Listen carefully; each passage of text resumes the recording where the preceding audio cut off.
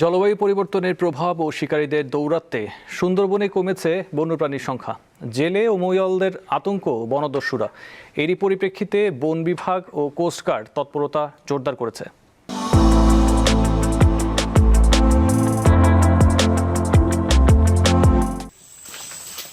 বন উজাড় আর শিকারীদের ফাঁদে পড়ে হারিয়ে যাচ্ছে অনেক বন্যপ্রাণী ও পাখি।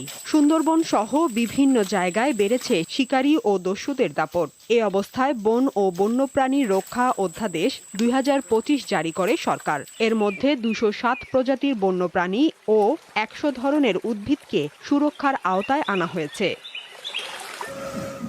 পরিবেশের ভারসাম্য রক্ষায় বন্যপ্রাণী বাঁচানোর কোনো বিকল্প নেই বলে মনে করেন এই পরিবেশবিদ। সুন্দরবনে ফাঁদ পেতে হরিণ হত্যা করা হচ্ছে, সেই ফাঁদে বাঘও আটকা পড়ে মারা যাচ্ছে।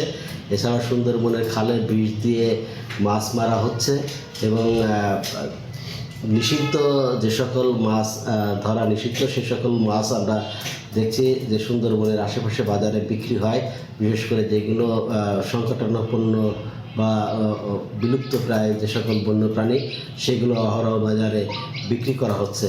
এবং এছাড়াও সুন্দরবনের জলদস্যুর উৎপাদ বেড়েছে। এই জলদস্যুরা বিভিন্ন বন্যপ্রাণী চোরা কারবারির সাথে যুক্ত। সুন্দরবনের বিভিন্ন অংশে সম্প্রতি বনদস্যুর তৎপরতা ও বন্যপ্রাণী শিকার বেড়ে গেছে বলে জানায় বন বিভাগ ও কোস্টগার্ড।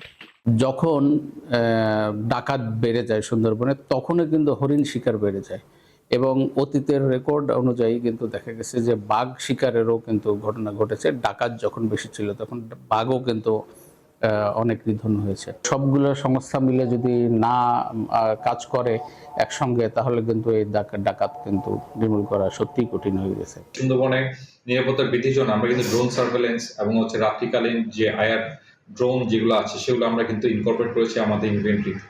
বন্যপ্রাণী রক্ষার পাশাপাশি সুন্দরবন দস্যুমুক্ত করা হবে বলে জানান বন ও পরিবেশ প্রতিমন্ত্রী। আমরা আশা করব খুব দ্রুত সময়ের ভিতর আমরা একটা সাহসী অভিযান চালাবো যাতে এই দস্যুদেরকে নির্মূল করা যায়। কারণ আমরা বিশ্বাস করি যে এই জনপদের মানুষ সুন্দরবন নির্ভরশীল তাদের জীবন জীবিকার জন্য, তারা অনেক কষ্ট করে। সুন্দরবনে গত 1 বছরে 69 জন দস্যুকে গ্রেফতার করেছে কোস্টগার্ড। সাদিয়া চৌধুরী, দীপ্ত, বার্তা কক্ষ।